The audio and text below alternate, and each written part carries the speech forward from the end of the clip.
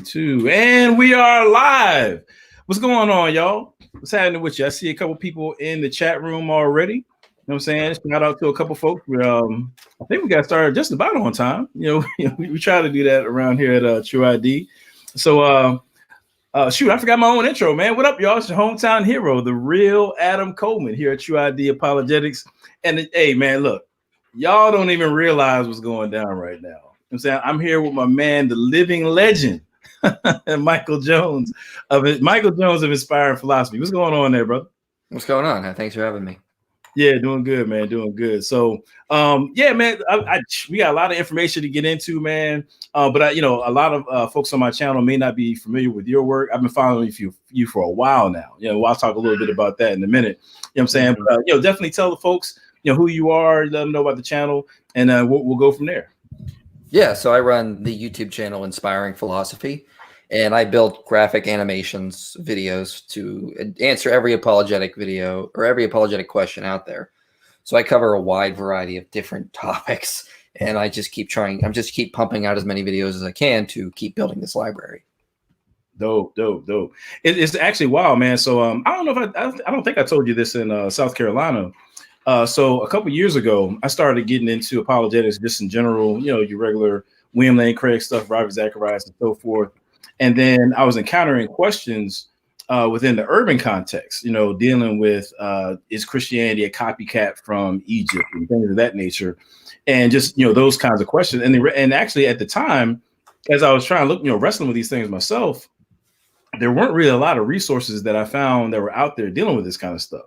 And I came across a couple of videos, one of which I think actually you made a series of them now, but it was like Jesus versus Horus, and it was like Jesus versus something else, So like now you got like this ongoing series, where we got Jesus versus this and that. And actually at the time, that was one of the few resources that I found to really combat these kinds of objections that I was running into on Facebook, Twitter, wherever I was at in these chat rooms and stuff. So that's how I got put onto your ministry initially, So, Matt, how are you doing that? I mean, how far back does that series go now?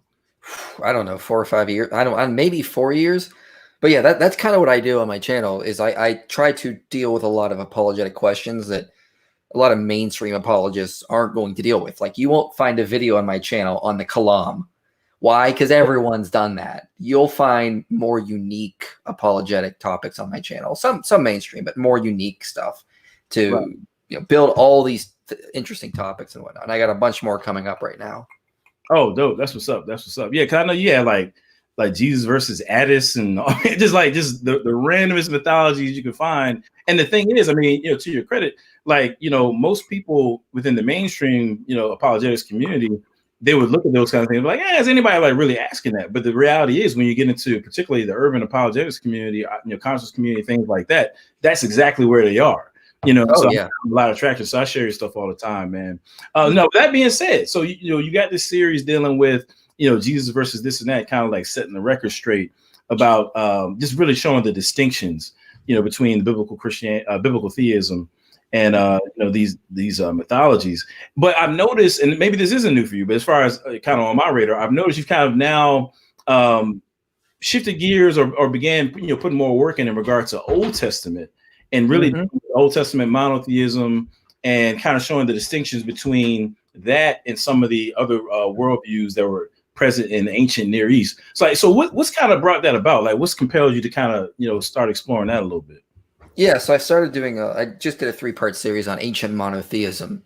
And what sort of just brought that series was if you talk to anyone who's really not a Jew or a Christian or a Muslim, it's almost assumed ad hoc that the most ancient people on this planet were always polytheistic.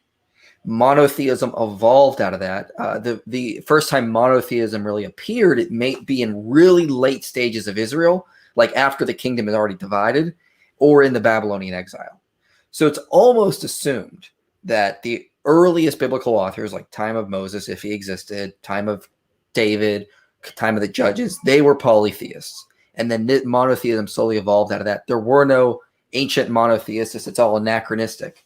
And I was just kind of scratching my head going, well, why is this just so often assumed? Like it's just assumed. Cool. So I got to the point where felt like I had to tackle it. And so that's what the series was basically about. Got you. Now, I'm not sure if you're aware of it, but like as we were kind of going back and forth, kind of preparing for this interview here, you had mentioned the Hebrew Israelites, and one thing that I hadn't thought about at the time, but one thing that has come up, I want to say within the last year and a half or so, particularly on, I'm not even gonna mention his name, just because it'll just cause more static than I feel like dealing with right now. But one thing that's come up is, dealing with, these passages in the Old Testament where you have like the divine council and things like that. Questions about, are you dealing with, henotheism or, monolatry and all those kinds of stuff. I know we'll get into that, but that's kind of become a theory even within some sects or some individuals in the Hebrew Israelite community. And sometimes they'll use that to say that, there are these other, gods, and there's a lot of, muddying of the waters in terms of what that even means. God, obviously we understand it be capital G. There's a differentiation between that and, lowercase g, as in some sort of divine entity or spiritual entity, whatever. But that's a thing now. I mean, like a lot of people are trying to challenge the Bible, particularly the Old Testament text, and saying exactly what you're saying, that there are these other, perspectives within the text about, where God sits in relation to other beings. And some, maybe not so much the Hebrew Israelites, but maybe the Kemetics and some Black atheists would try to use that to say there was this type of evolution. Views. Yeah. Oh yeah, they'll talk about the divine council, which definitely is in the Bible. I mean, but for Christians, that shouldn't really be surprising because we've always known that God was surrounded by angels. Now, in the Old Testament, they didn't really call them that because the Hebrew word for angel just means messenger. It doesn't mean a divine messenger. Same with it is in like ancient Sumer and ancient Akkadian societies as well. They didn't have a distinct word. So when people bring up the divine council, I'm like, well, yeah, but what do the biblical authors actually say? They never say any member on the council is equal to Yahweh or is like in battle with him or is like a competitor to him. They're always subservient to him. So it's distinct from other cultures. And I covered that pretty extensively in a video I did back in January called Polytheism in the Bible. And I just sort of explained how the divine council was actually viewed. And if you think you can derive polytheism from that, you're not familiar with the scholarship. I mean, even Mark Smith acknowledges in his work that divine council settings do not imply polytheism or monotheism. They're compatible with both views. Got you. Now, actually, I don't want to get too far off because I got a number of questions to ask you, but you just said something that I thought was interesting. And actually, maybe I'll just kind of throw this at you to get your thoughts. But you mentioned something about how we ought not be surprised, that these things are in the text. And one thing I find, and I think you probably would agree that, generally speaking, when you have like your average everyday Joe Schmo Christian, one of the things that I think intimidates folks is you've got like this kind of box, if you will, of what the Bible says. And it's not because it's actually what it says, but rather just maybe you just haven't explored it, far enough. And when something comes to your attention that doesn't fall within that box of what you thought the Bible said, it's mistakenly so, then that right there can rattle your faith, you know what I'm saying, or rattle people's faith. Whereas a lot of times what we do is not so much really, we're not like recreating the Bible here. We're just exposing people to what it actually says. Like, would you kind of agree with that? That's shocked. Oh yeah. Problem? Yeah. Sometimes people get shocked, not so much what they're saying, but by who's bringing it. If I tell people about the divine council, they're like, oh, okay, sure. But if an atheist is telling people about the divine council, it's almost because it's attached to the messenger people associate the two, and they think this is somehow challenging the Bible. And they're not, they're not taking a step back and thinking about it. Right. Got you. All right, cool. So I definitely want to get into Old Testament monotheism because we're definitely moving that direction. But before we go there, man, you did a dope video that you released about a week ago in regards to just ancient monotheism in general, and I definitely want to dig into that. So just in general, can you just kind of lay some groundwork? You kind of give us some of the evidences that you found in relation to ancient monotheism in general that kind of undermines that perspective that you were talking about in regard to it, being some sort of evolved sort of a thing. But you kind of go into this a little bit. Yeah. So as I said earlier, a lot of scholars, people in general, just sort of assume that monotheism is sort of like a new development. And so no ancient people were monotheistic. And so it's like, okay, well, that's weird. And they base that on basically, if you look at texts we have from like ancient Sumer, some of our oldest documents, they're polytheistic. Fair enough. But that doesn't mean people were polytheistic prior to stages of writing, like in proto-literate periods. So some scholars like Andrew Lang, Wilhelm Schmidt, started looking at very primitive hunter-gatherer societies that exist today.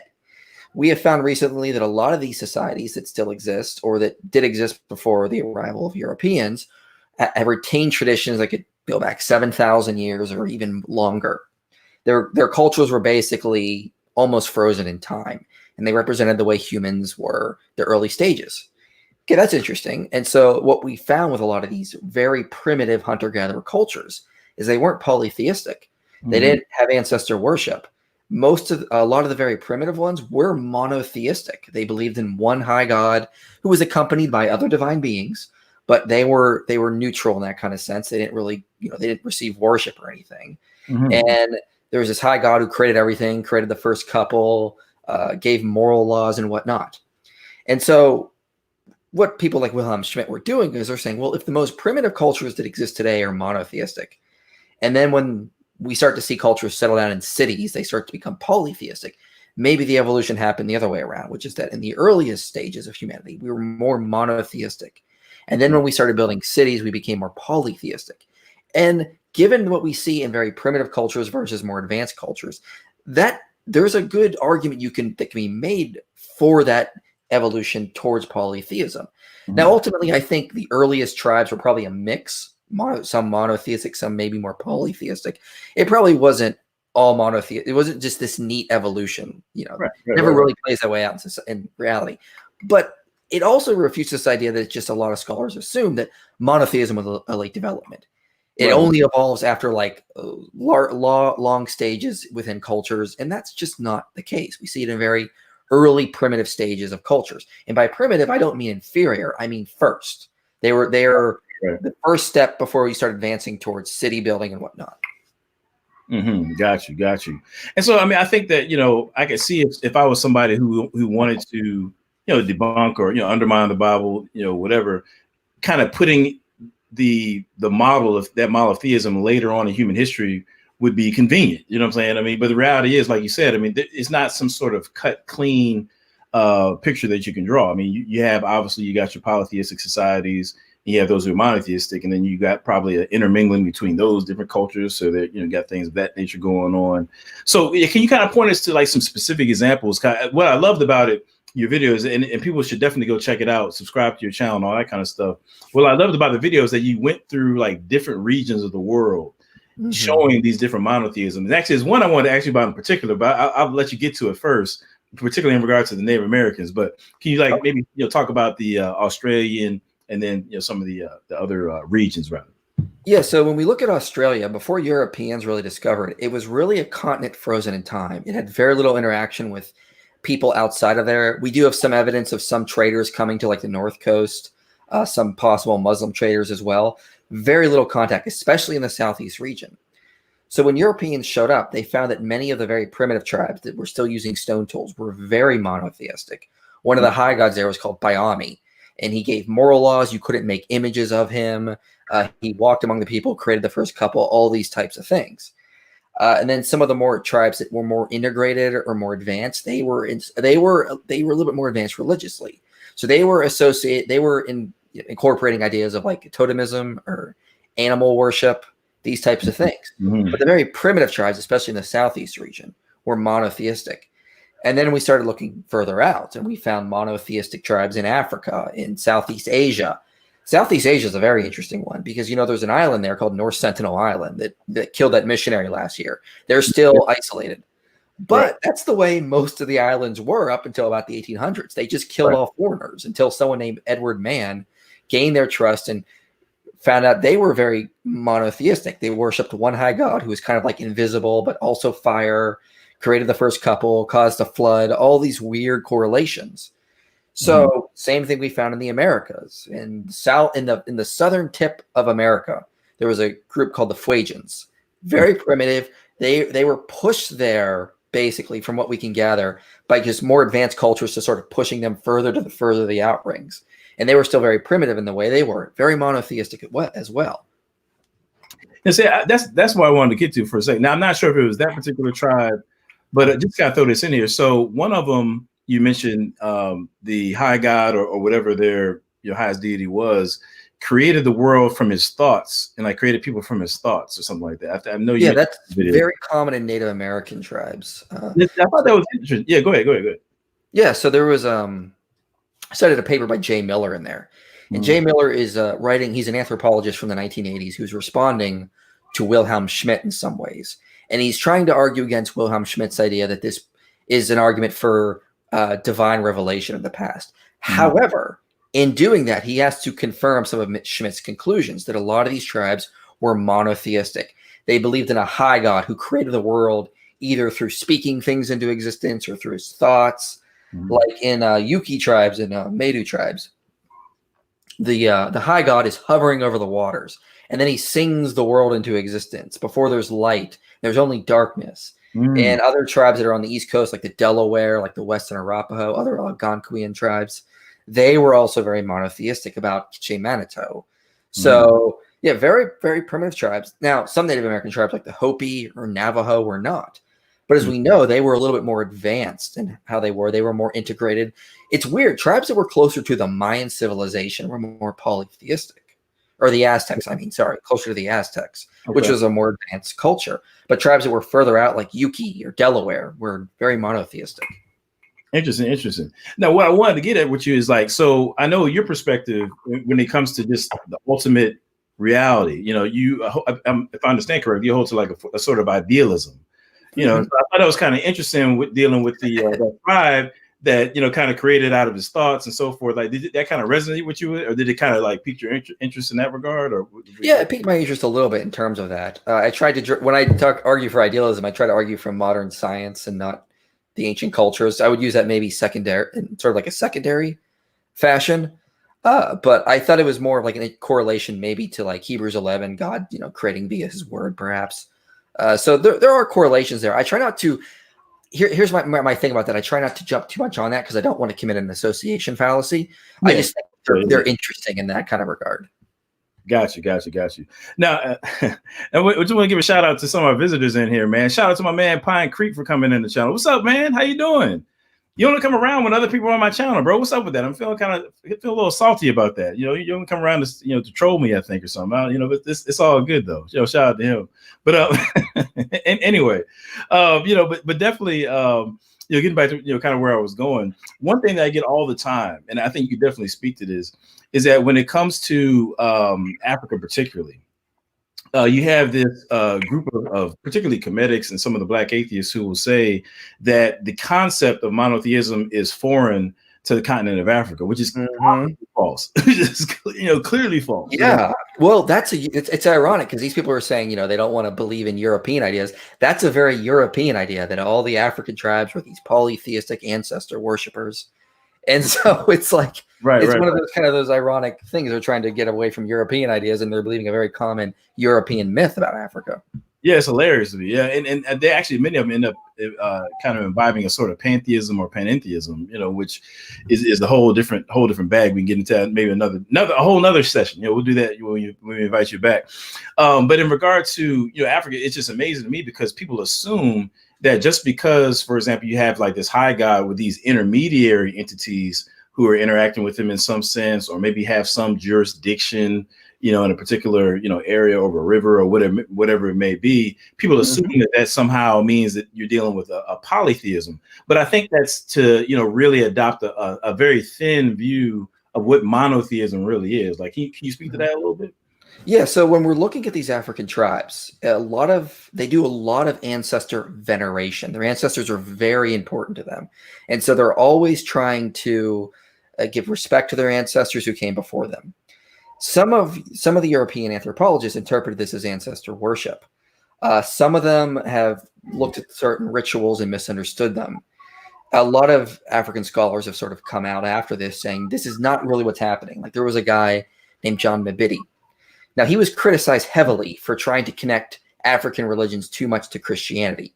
Not so much at him pointing out that a lot of these tribes were monotheistic.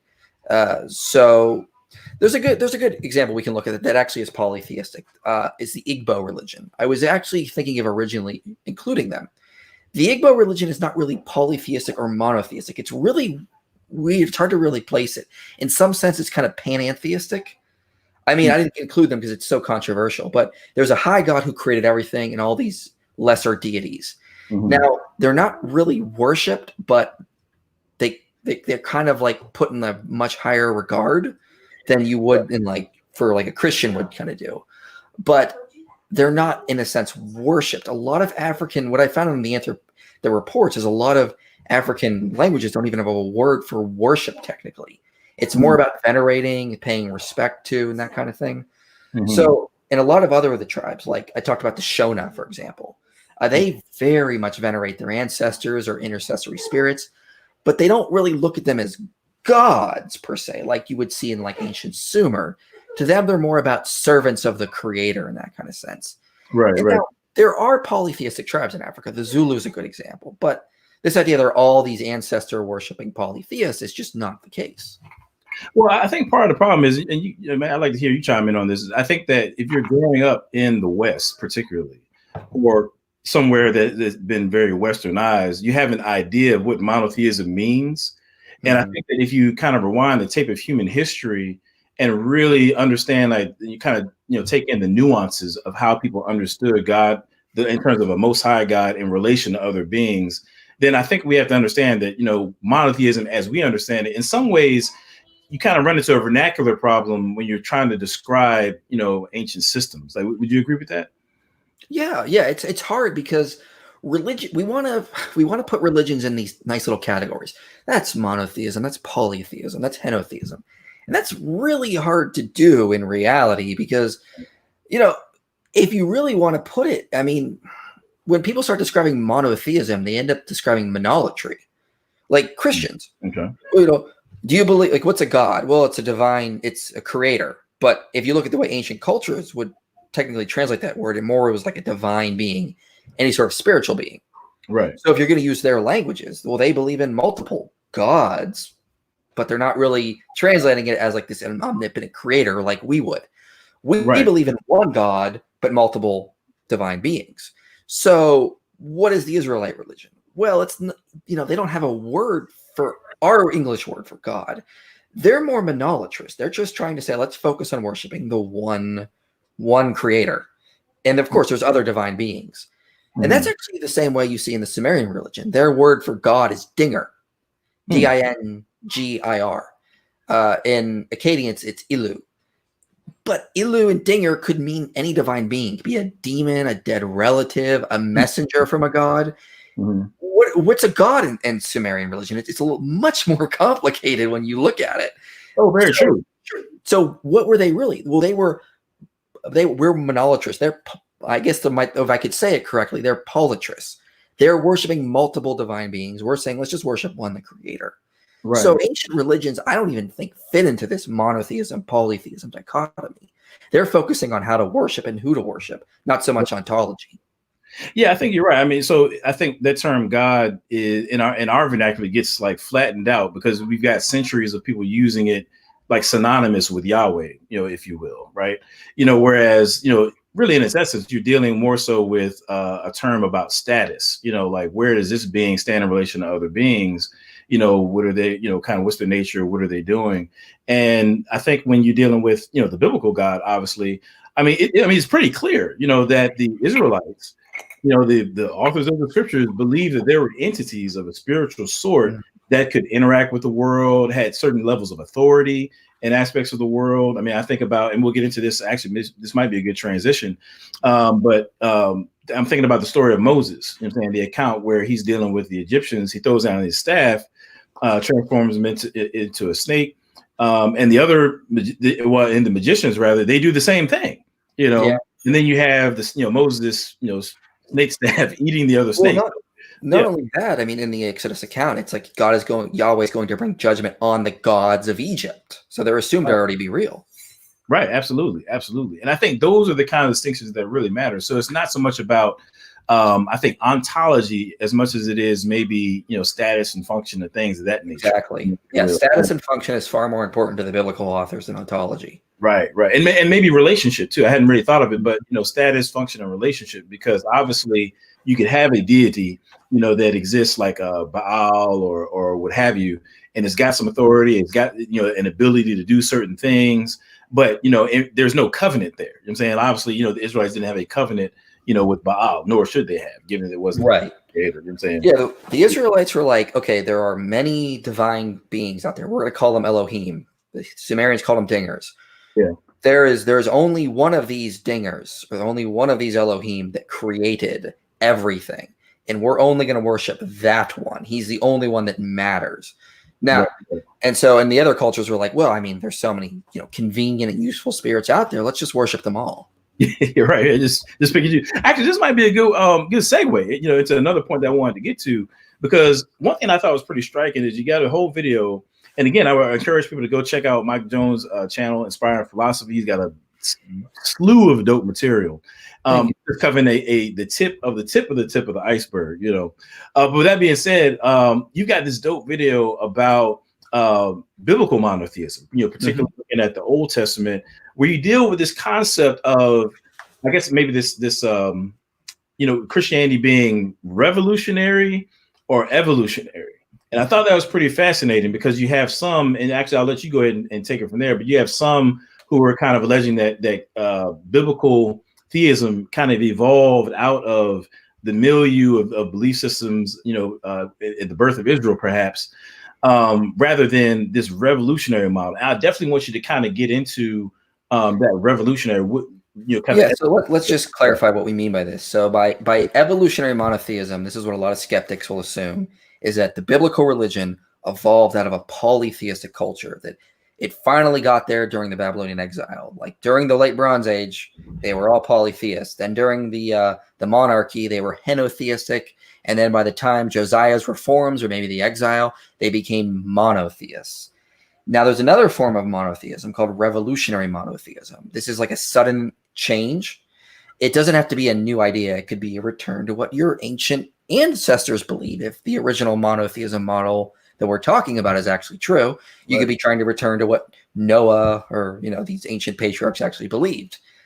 So it's a revolutionary idea. It's this sudden change. You're counteracting your current culture, and you're saying, here's what you're doing wrong. Here's what actually you should be doing. So I did a video titled Israel's Revolutionary Monotheism. And the way this video came about is I kept reading scholars who would be talking about this and saying, yes, it evolved from polytheism. And they would almost like as like a side note like these anomalies. Like the weird thing about them, though, is they didn't really have graven images, and that's really weird. And they didn't do this as well. And they did this weird thing. And so I just started taking note of all these anomalies with the biblical religion that scholars agree are there. And then I said, well, what can these anomalies be explained on the evolutionary model? And my argument is they're better explained by a revolutionary model. And so that would contradict the idea that the biblical religion would have evolved out of polytheism. I don't think that's the case. I think it fits far more with what the biblical account suggests, which was a sudden and revolutionary change. We would say it was the Exodus. Moses shows up and says, hey guys, I know you're kind of been polytheist for a while, but your ancient father Abraham, he was a monotheist. He wouldn't say it like that, but you get the idea. We need to return to the worship of this one God. He's going to take us to Sinai. He's going to set up this whole new thing. He's going to set us on the right path. Let's go do it. So it's a revolutionary idea. Right. So I didn't actually argue for the Exodus in the video. I just kind of said that at least the biblical religion fits with a revolutionary idea whenever it happened. Right. And actually, I just want to take a quick note, because sometimes, like on my channel, what I like to do is just throw in little nuggets here and there, so people can kind of see the nuts and bolts behind apologetics a little bit. So a lot of times when we're meeting, false claims and objections, what we want to do is kind of have what we call like a rebutting defeater. We want to present some information that, just totally just destroys the other person's position or something like that. And I think something that you mentioned, you spoke about having a model about like how biblical theism, came about, or what it looked like.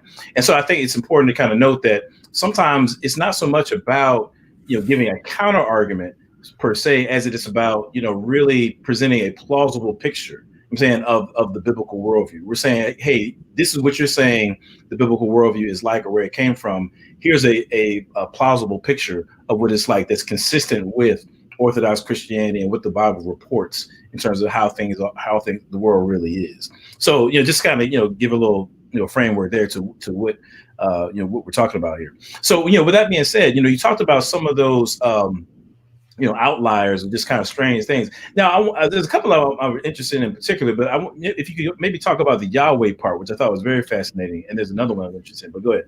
Yeah, it's the interesting thing is regarding the name of Yahweh. I mean, Minder Dijkstra notes it's like a puzzle where this name came from. It just appears almost out of the blue and random.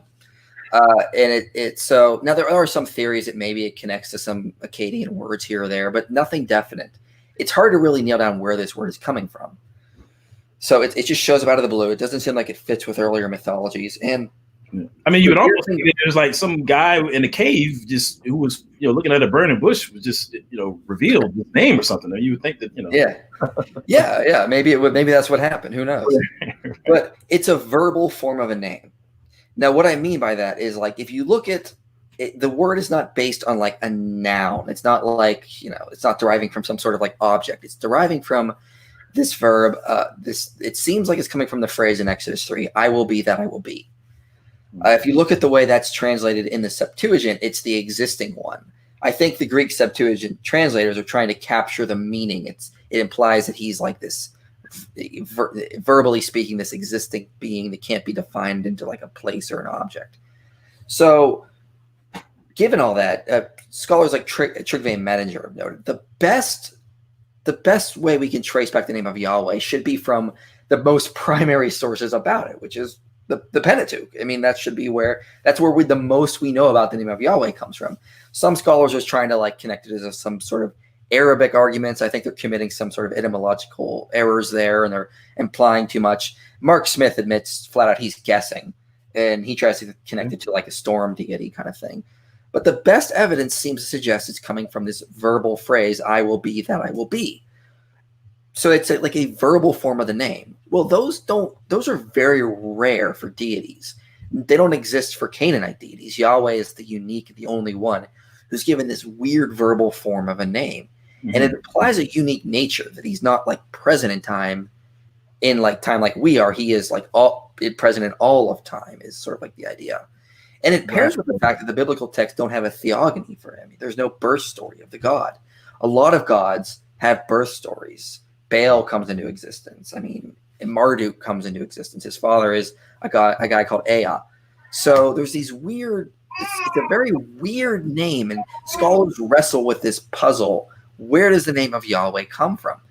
And it seems the best evidence shows it comes from what's going on in Exodus 3. I will be that I will be. It's like saying, since you cannot say the divine name because you're not God, you speak of him in third person, he is. And Yahweh is like a Hebrew way to say he is. Mm-hmm. See, that's interesting too, because so me and my man, shout out to my man BK Apologist. So y'all should definitely check out his channel as well. We were doing a breakdown of, you mentioned, theogony. We were dealing with a tomb, and there's a gentleman named Professor Smalls we were critiquing, and he talks about this passage. I think it was like the Papyrus of Eunice or something like that, where he's talking about a tomb, gave birth to himself, or brought himself into existence out of himself, or something like that. Yeah. BK Apologist was kind of bringing up that idea, just how that you don't have a biblical theogony. The Bible starts out in the beginning, God. And then you kind of move on from there, which I think is a pretty fascinating point. In Sumerian religions, which I think degraded into polytheism, even their high god On has ancestors. Jean Bottero talks about them. So so many of the gods it seems like the polytheistic cultures couldn't fathom this idea they have a being that just didn't come into existence at a point. So they had to keep giving their gods these theogonies.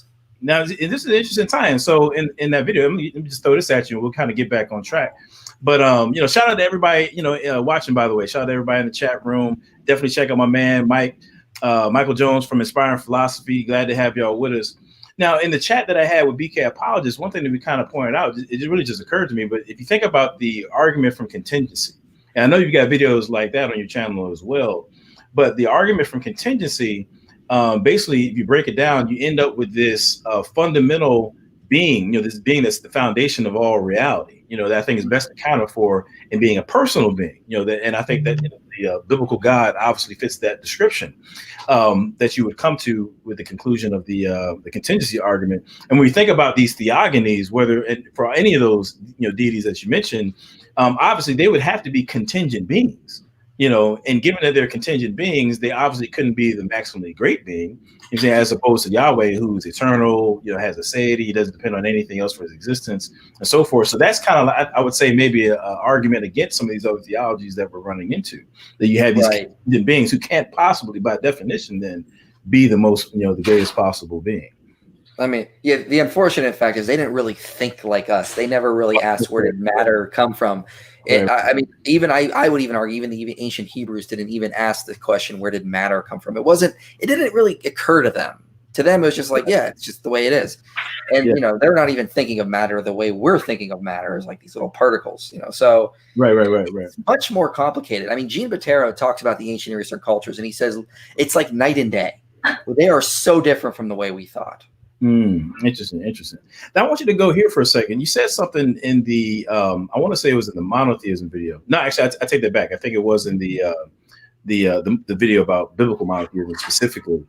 You were talking about moral codes in terms of these other systems where they were kind of external, if you will. I may be using the wrong phraseology here, but how biblical monotheism even reframed morality in ways that kind of made it more personal and individual. Does that make sense? Is that kind of sketching out where you were coming from, or?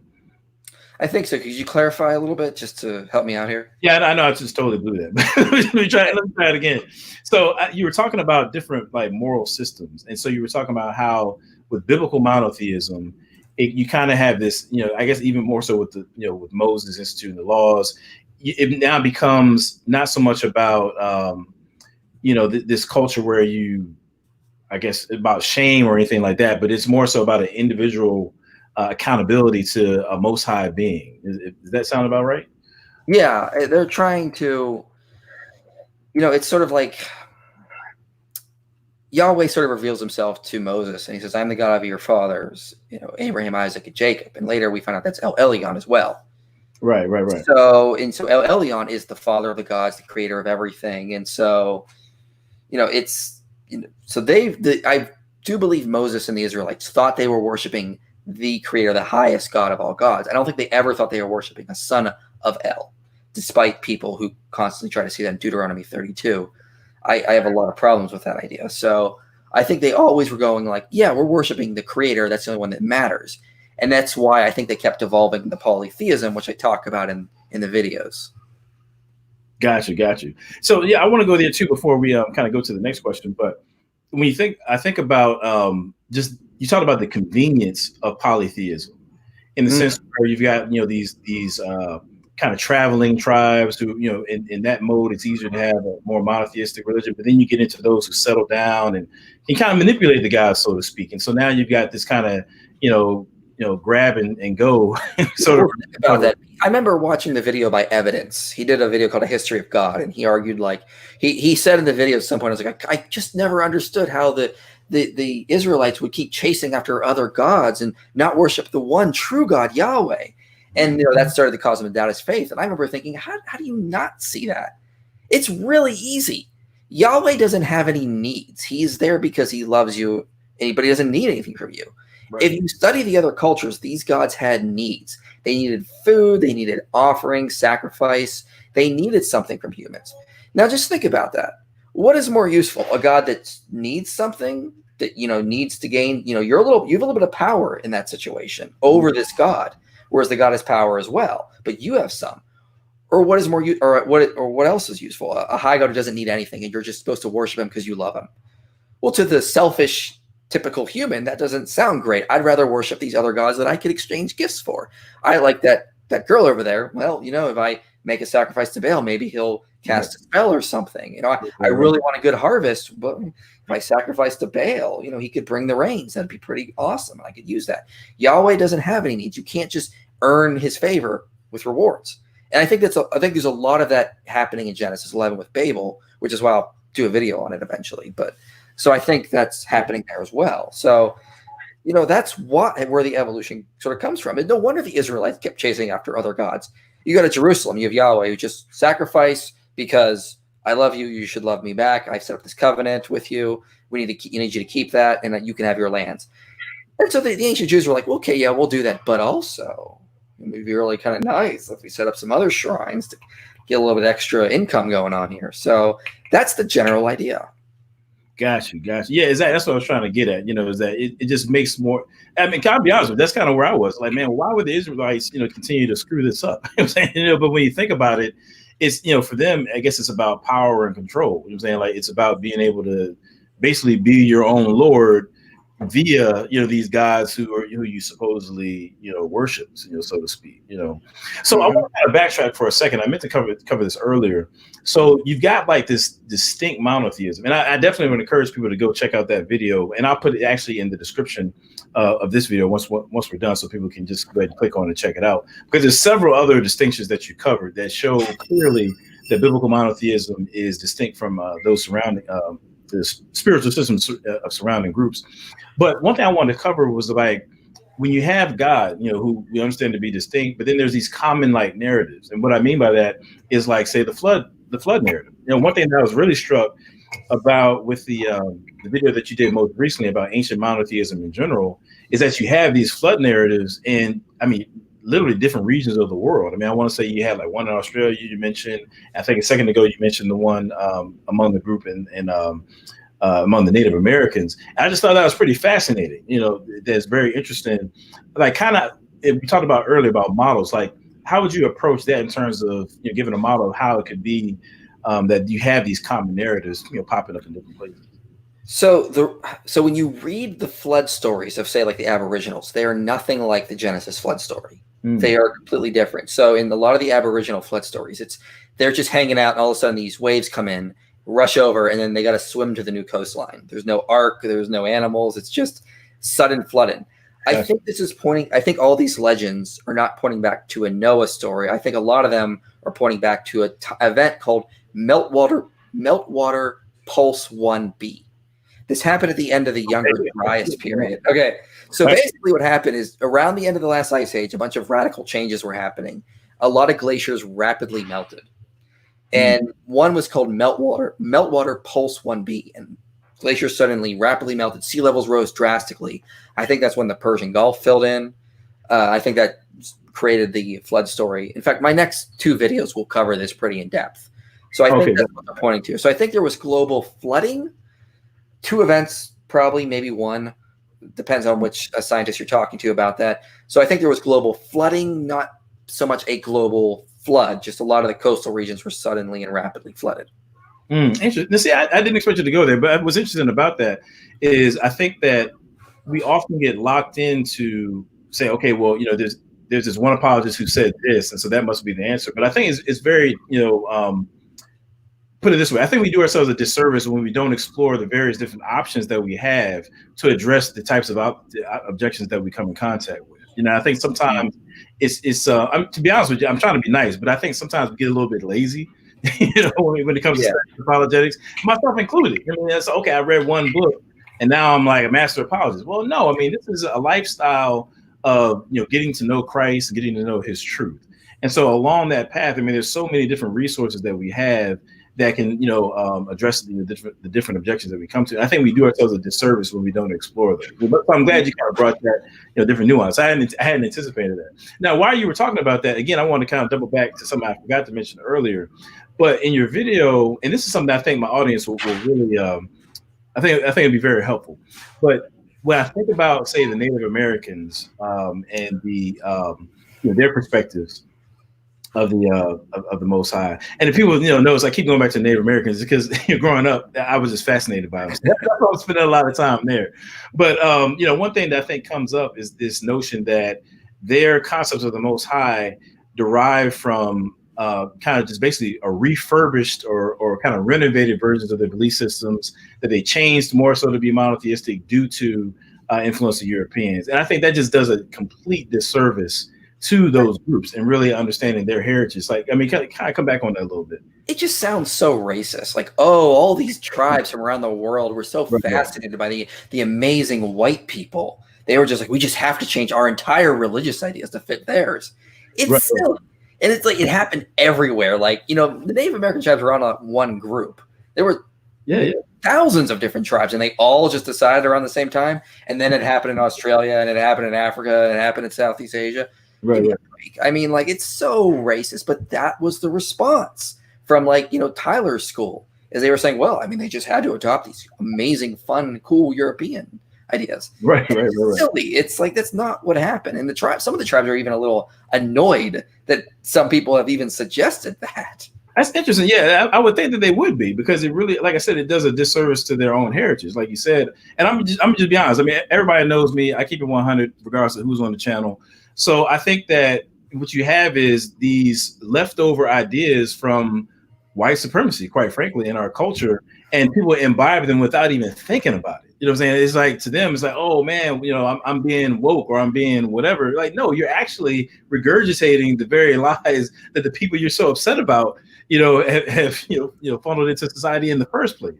And it becomes real contradictory, man. It's like super contradictory, Oh yeah, it's horrible. And just listen to what they actually say and what the actual anthropologists say. And why is it so hard to believe that many ancient tribes were monotheistic? It just, why is that so inconceivable? Right. Now, if you accept that, you have to accept it's not.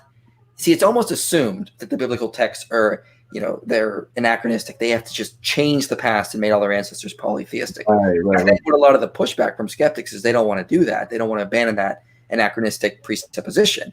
Because if you accept there is evidence of ancient monotheism or primitive monotheism, you have to accept that maybe the biblical account isn't anachronistic. Maybe they actually are retaining these ancient oral traditions of ancient monotheists. Right. And actually, when you think about it, and I'm going back to Moses and biblical monotheism, when you just look at the Exodus narrative, before Moses is saying to Pharaoh, let my people go, initially he was just saying, hey, give my people some time to go worship me, to worship Yahweh, rather. That was I think that was I think he was trying to trick them. Like, we're going to go for a little while. I promise. Oh yeah, we're going to dip out. You think he was just trying to dupe them or whatever? Yeah. But it's clear that Moses is calling Israel to a particular. Even think about like the golden calf, for example. Like, it's unacceptable for you to worship this golden calf. And so one thing that just, to be honest with you, there's a couple objections against Christianity that are like nails on the chalkboard for me. I got patience for most people, but when folks kind of point out that passage, we're talking about how Moses was trained in all the ways of the Egyptians, and then they use that to make this overarching argument that, oh, see, look, he got biblical theism from Egypt. Look, it says it right there. I mean, bro, that is so frustrating, because it's clear in the text that he's calling Israel to something entirely different. So how would you come back on that? I mean, like, how would you address that? I guess maybe the role of Moses in framing biblical monotheism. I think Moses would be receiving some sort of like theophany, this idea that he's receiving new revelation. That's why the biblical text better fit with a revolutionary model, how they're viewing God. He's a mediator, bringing this new message about how God is supposed to be worshipped. Because as it says at the end of the book of Joshua, is that, when your forefathers were in Egypt and across the river, they were worshiping other gods. And Moses came in, because he had revelation, he has fixed this for us now. So don't go back the same way that your ancestors did. Stick with Yahweh now. So right. I think that's how Moses is working in that situation. Definitely. Like I say, he's definitely calling them to something different. And so it's like, this is nails on the chalkboard. We run into that, believe it, more often than I think we should. But I'm going to withhold my next comment on that, because I could have went somewhere different. Shout out to my man MJ Jackson. MJ Jackson is I want y'all to definitely subscribe to his channel. So all the stuff that I don't say when I'm trying to be nice, that's MJ Jackson's job to kind of put it in the chat. So I'm sure he'll probably harp on that in a second, But I want to definitely get to some questions, because I told you that we could be between an hour and 15 minutes. So I want to get to some questions before we get out of here. So I'm going to open up to the chat. If anybody's got a question, just kind of maybe put like a 1 next to your comment, and that way I'll know it's a question, and then we can get it in from there. But while people are coming up with their questions, I'll kind of keep an eye on that. You want to kind of give people some more information about your channel and stuff while they're kind of doing that? Yeah, so I'm going to be doing a bunch of videos on the flood soon. With that, I'll be finishing my series on Genesis 1 to 11. So I'm currently working on the scripts for that. I'm going to do a 20-minute video on the archaeology of the flood, and I'll also address concerns like, well, was it just plagiarized from Gilgamesh? So many people just say that. And you start reading the scholars, and they're like, well, it probably wasn't. But so many people just assume it was. And it's, in fact, the flood account in Israel probably predates the flood account in Gilgamesh. and that most scholars think the original versions of Gilgamesh didn't contain the flood account. It was inserted later around the 700s. It's sort of like an additional add-in in there, based on like the Atrahasis and other earlier works.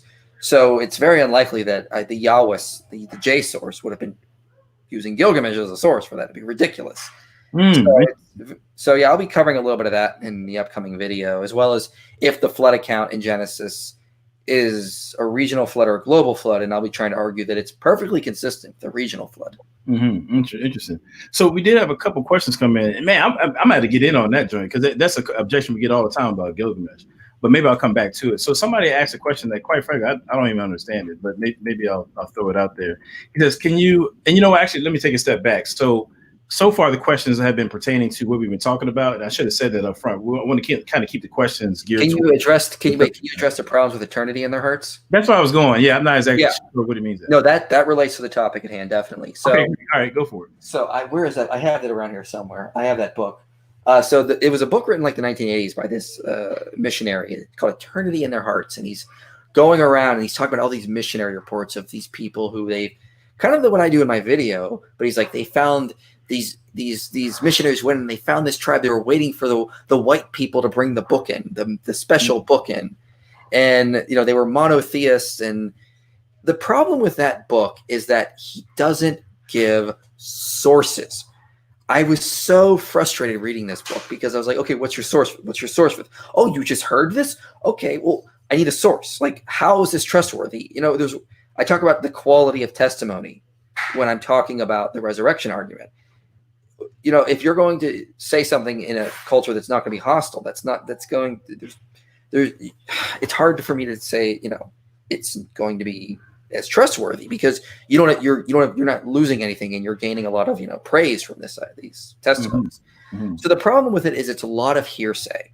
It's a lot of that opens with the big Inca culture, and I mentioned the Inca culture, but he's adding like these councils, and he's inside the Inca king's brain, and he's talking about his thoughts, and I'm like, you don't know any of this, man. Like you're just making it up. Right. So be very careful with that book. Ken Hovind promotes it, so just should tell you how bad it is.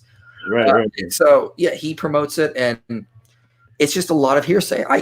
I wanted to find the original sources to check it, but he didn't provide them. So how am I supposed to even check his sources? And so unfortunately, yeah, I'm sorry to cut you off. That's another key point, like where I try to give people the nuts and bolts of apologetics. One thing is when you're dealing with any book that you get, I like to tell people, there you go. So so he's not just talking off the shelf. He's got the resource and he can critique it. So one thing I want to point out is that often I think people, well, put it this way, I always say that the title may catch your interest. The table of contents, might convince you to buy the book, but it's the bibliography that really tells you whether or not the person writing the book did their homework or not. If you got a 400-page history book with no sources at the end, you probably don't have a reliable source in your hands. So, it's just a little pro tip right there. So I want to keep moving. Real easy question. Somebody said, who is IP? Now, I want to ask you this, man. Have you ever considered, I don't know, are you a fan of Ip Man, the movie series? Hitman? No, I've not seen any of them. Ip Man, IP with Donnie Yen. Are you a martial arts movie fan? No, I'm a black belt, but I'm not watching a lot of martial arts. Donnie Yen, bro, come on, man. He's got a whole series with Ip Man. He's supposed to be like the teacher of Bruce Lee. I was gonna say you could use him as a logo or something like that. I think that'd be pretty dope. But anyway, we'll keep it moving. I thought I was gonna give you some jewels there for your channel, man. I'm trying to help you out, bro. I'm trying to help you grow, man. I don't know. All right. So so you don't think that monotheism is the, in all caps, biblical position, though, right? Not really sure what the concern is there, but that was his question. Wait, what was the question? It says, so you don't think that monolatrism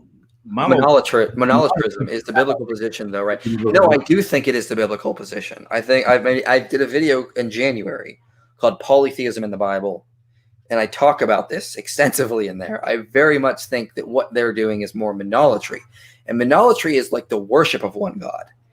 And quite frankly, as I even admit in that video, I don't like the terms monotheism and polytheism. That's why I try to say monotheistic or polytheistic as much as I can. What are these terms even? Like when you really start to find religions that fit them, it's very hard to. I use them because I have to. It's the way the culture looks at the things, at the religion. So I have to use the terms. But they really are bad terms, unfortunately. And monolatry better describes what a lot of these ancient monotheistic tribes are, as well as what the biblical religion is. It's monolatrist with implicit monotheism, in that they are monolatrist and they're only worshiping one God. With implicit monotheism, they're only worshiping the creator, the omnipotent, eternal creator in that sense. So, yeah, I do think monolatry is in the Bible, and I think that's what their aim is and what they're trying to say is. All right, so let me just kind of chime in on that. So I think just kind of a small philosophical note. One thing I love about philosophy is precision of language. I'm saying I think it's very important when you're dealing with philosophy, okay, and just discourse in general. So I think that what you'll notice when you read a lot of philosophy, what you'll see authors doing is they'll use a term that may be a common term, but they spend a lot of time describing what they mean by that term. And so that way, so sometimes a word, when you're speaking in shorthand and just kind of using, basic words, it can be easy to be confused about where people are coming from. So a lot of times philosophers will spend a lot of time defining their terms. They'll say, when I use this word, here's what I mean. You know what I'm saying? Yeah. So that way, when you read the rest of the work, you can really understand where they're coming from. So I think that's kind of, go ahead. In my video on polytheism in the Bible, I spent like 5 to 7 minutes trying to define monotheism and monolatry and explain, because if you don't do that, it's going to really confuse people further and later on. And that's very important to understand the biblical text.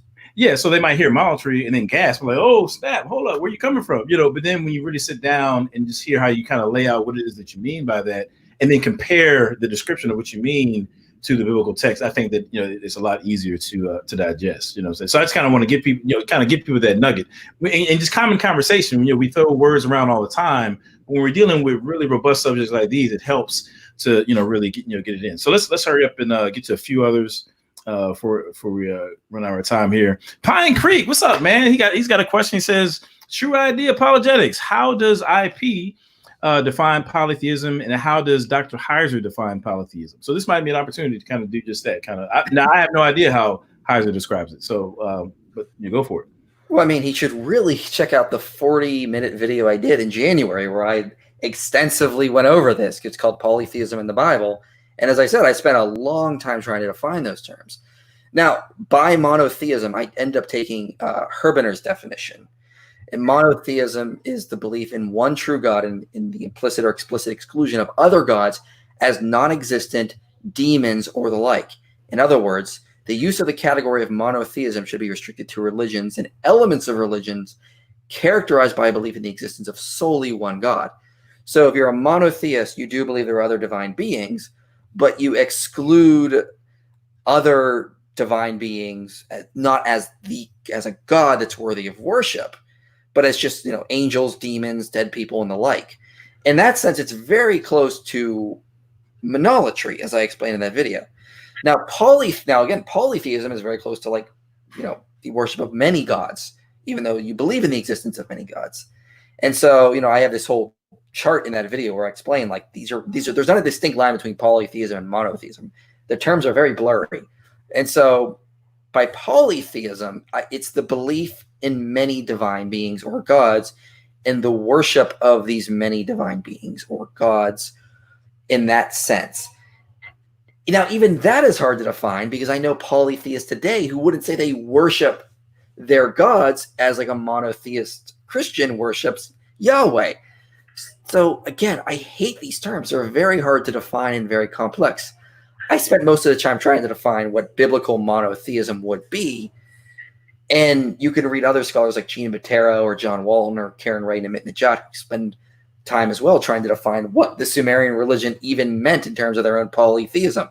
It's very complicated, and I don't know if I have 20 minutes to go in to try to explain all those terms. Oh, yeah, go for it. No, I'm kidding. No, for sure. So I want to get in at least one more that I thought was pretty interesting, and I definitely want to respect your time for sure. So Juan Lopez, all right, said, did the Old Testament Jews believe in some type of Trinity? Now, before you answer that, I try to pick out a question that you can answer in like 2 seconds or less. I picked the easiest possible one. Yeah, sure. Yeah. Yes, I do think they kind of did. I don't think they understood it as a Trinity. I think they thought of Yahweh and he had extensions of himself.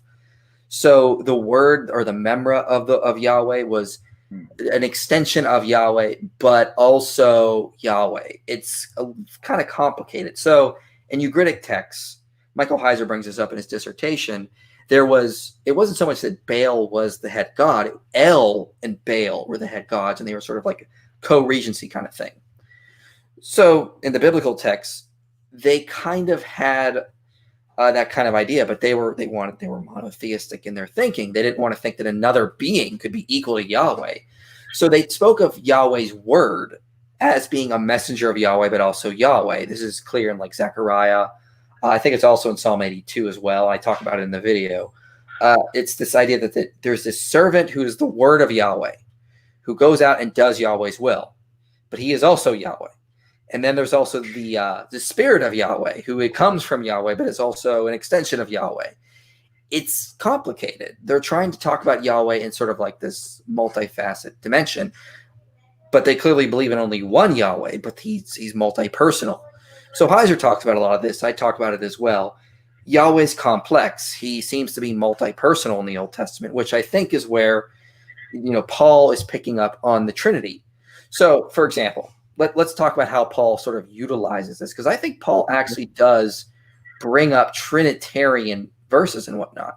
In 1 Corinthians 8, for example, he says here, we have one Lord and one God, who is the Father and who is Jesus Christ. Well, I think he's taking Deuteronomy 6:4 and he's dividing it between Jesus and the Father. Hear, O Israel, the Lord your God, the Lord is one.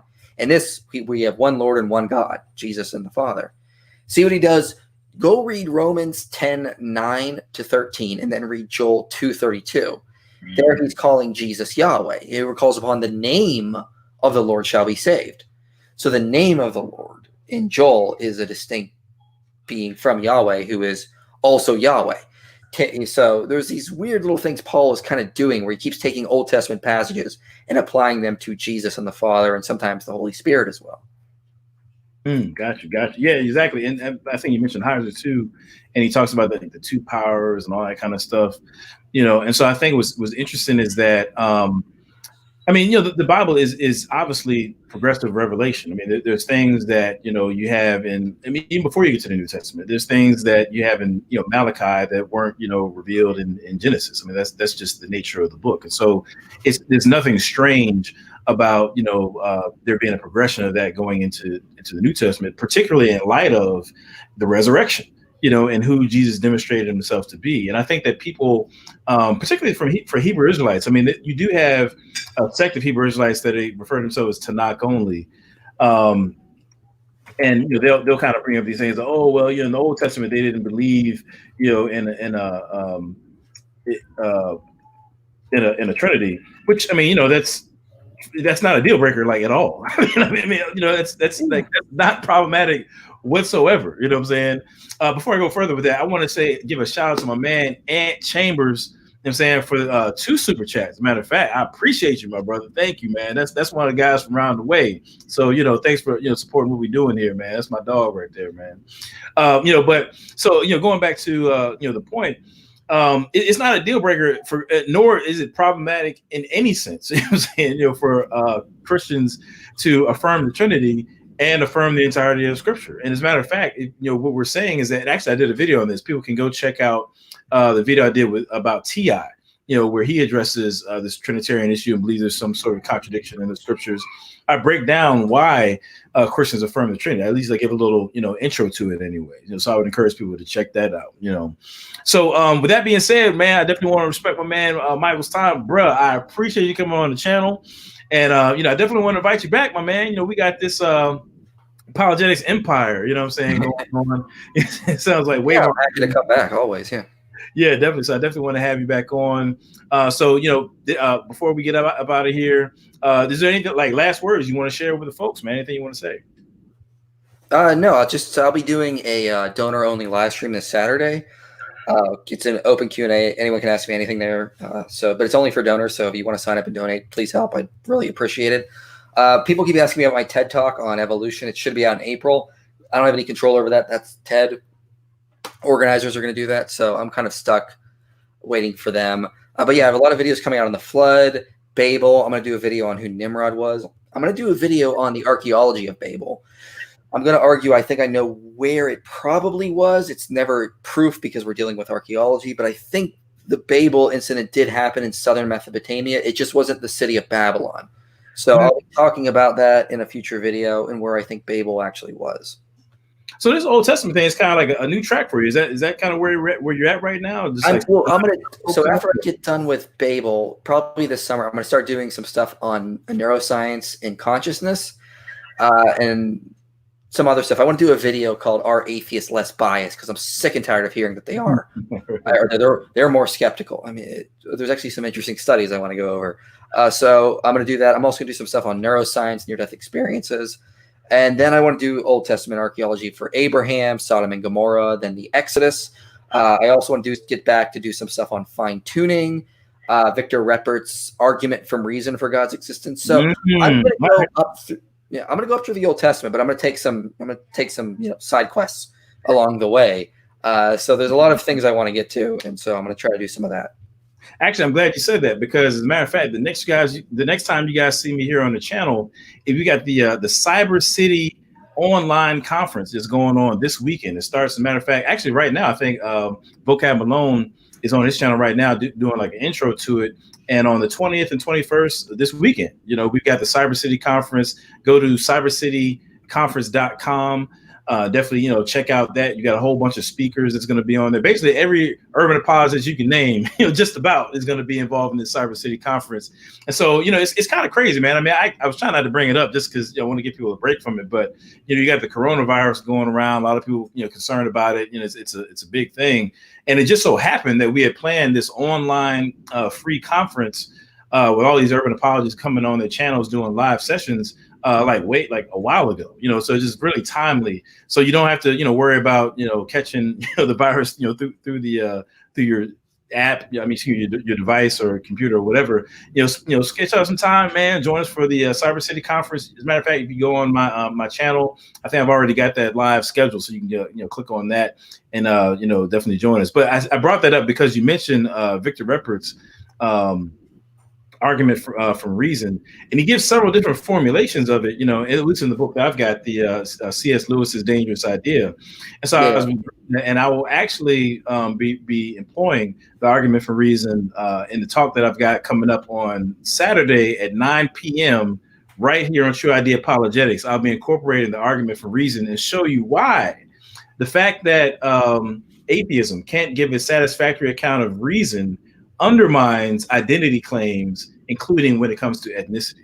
So you're going to want to kind of watch out for that. So I'm going to, kind of, I don't know if I'm sure you're familiar with Alvin Plantinga's, I always get the letters wrong, but basically is EEAN or whatever. Yeah. Against naturalism. I'm basically going to be doing a version of that where it's kind of against Afrocentrism. I think that atheism undermines Afrocentrism. What's wrong with Afros? Right. I used to have an afro. I got the dread now. I might have to go back to the afro, man, because my hairline is holding on for dear life right now. I think the afro might cover it up better. But anyway, I'm saying I just want to thank you for coming on the channel, man. Thank you for everybody who's been riding with us. We had a dope turnout. Love y'all, man. Appreciate y'all for coming through. Definitely D New. I want to put this up. Register tonight for the conference for sure. Shout out to my man Vocab Malone who's putting that on. And shout out to D New for bringing that up. Appreciate it. But definitely, man, appreciate y'all for stopping by. And with that said, man, y'all know what it is. Love God, love people, and take care of the things that God blesses you with. And that being said,